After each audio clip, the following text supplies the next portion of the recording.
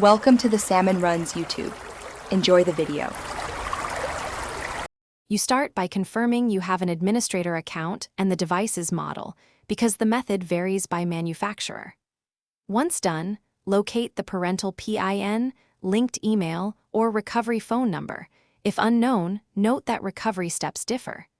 Make sure the device is online and updated so settings respond correctly. Now open the system settings or the parental control app and navigate directly to the parental controls or screen time pane.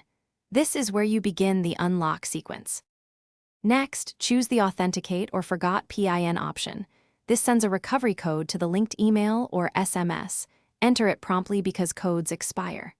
If the device accepts biometric admin unlock like fingerprint, use it to skip PIN entry. When stuck, open the device account recovery page and follow prompts to reset parental controls. Verify identity with two-factor when asked. Make sure to record new codes securely. You'll need them to reconfigure limits after unlocking and to prevent accidental relocks. Finally, remove or reset the restriction settings and save changes, then reboot the device to apply them. Test restricted apps and websites to confirm full access has returned, and if you plan to reapply limits, create a new PIN and store it somewhere safe. If nothing changes, try signing out and back into the admin account or use the provider's support chat for guided recovery.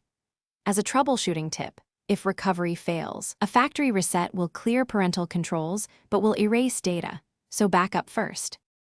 Thanks for watching. Consider subscribing if we helped you.